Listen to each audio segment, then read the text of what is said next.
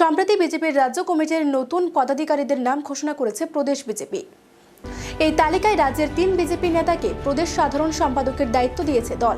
এদের মধ্যে রয়েছে পাবিয়াছড়া বিধানসভার বর্তমান বিধায়ক তথা রাজ্যের প্রাক্তন মন্ত্রী ভগবান চন্দ্র দাস। সাধারণ সম্পাদকের দায়িত্ব দেওয়ায় শীর্ষ নেতৃত্বকে ধন্যবাদ জানিয়েছেন তিনি। সাংবাদিকদের কাছে দেওয়া এক সাক্ষাৎকারে তিনি বলেন, দল আমাকে যে দায়িত্ব দিয়েছে সবার সহযোগিতায় এই দায়িত্ব যথাযথভাবে পালনের চেষ্টা করব। এদিকে আসন্ন লোকসভা ভোটের রণকৌশল নিয়ে প্রশ্নের জবাবে ভগবান দাস বলেন, 2024 সালে দেশে পুনরায় বিজেপি সরকার গঠিত হবে, তাতে সন্দেহের কোনো অবকাশ নেই। পাবিয়াছড়া বিধানসভা কেন্দ্র থেকে বিপুল ভোট মোদীকে উপহার দিতে ইতিমধ্যে কাজ শুরু হয়ে গিয়েছে বলে জানিয়েছেন নবনিযুক্ত প্রদেশ সাধারণ সম্পাদক।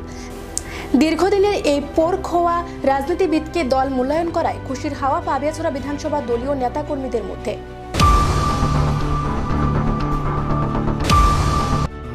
দেখুন, আমি বিজেপিতে প্রায় 31 বছর রানিং আমার কাজ শুরু করেছিলাম 1993 সাল থেকে, এবং প্রথমেই আমার পার্টির দায়িত্ব ছিল প্রাথমিক কমিটির সম্পাদক হিসাবে আমি কাজ শুরু করেছিলাম।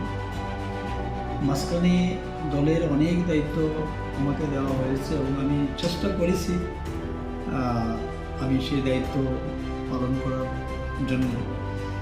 তো আমি ধন্যবাদ জানাবো প্রথমেই আমাদের মাননীয় নাড্ডাজি, সর্বভারতীয় সভাপতি, আমাদের মাননীয় মুখ্যমন্ত্রী প্রফেসর ডক্টর মানিক শাহ মহোদয়কে আমি শ্রদ্ধা জানাচ্ছি, আমাদের রাজ্য সভাপতি শ্রী রাজীব ভট্টাচার্য মহাশয়কে।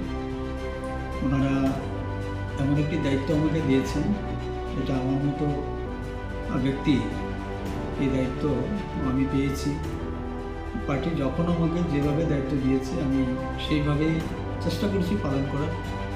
আর এই দায়িত্ব আমার উপর এসছে, আমি চেষ্টা করব যে আমি দলের নিষ্ঠা এবং সততা নিয়ে সকল কর্মীদেরকে সঙ্গে নিয়ে কাজ করা।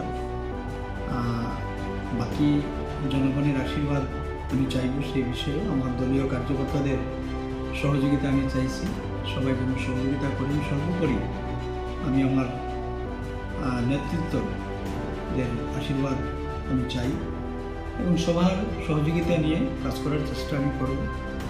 এবং এই দায়িত্ব আমাকে দেওয়া হবে সেটা আমার ধারণার বাইরে ছিল।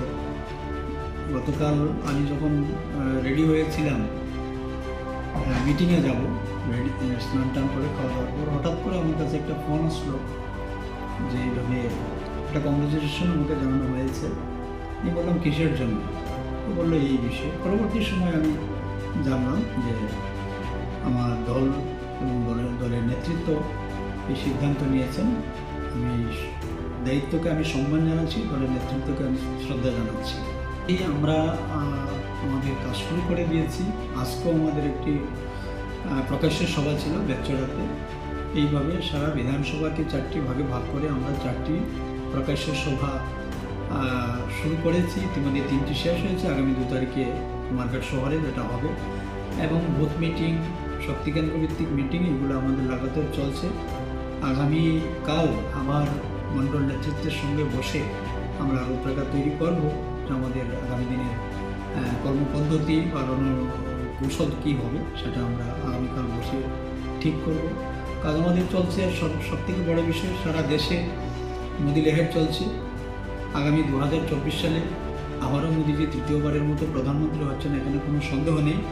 আমাদের রাজ্যের যে 2টি আসন রয়েছে, পশ্চিম ত্রিপুরা আসন এবং পূর্ব ত্রিপুরা আসন, 2টি আসনই ভারতীয় জনতা পার্টি বিপুল ভোটে জয়যুক্ত হবে, এখানে কোনো সন্দেহ নেই। এবং পাবিয়াছড়া বিধানসভা থেকে একটা বিশাল বড় সাফল্য আসবে এবং ভোটের রেজাল্ট যেটা আসবে আপনারা দেখবেন যে অনেক ব্যবধান থাকবে আমার এই পাবিয়াছড়া বিধানসভা।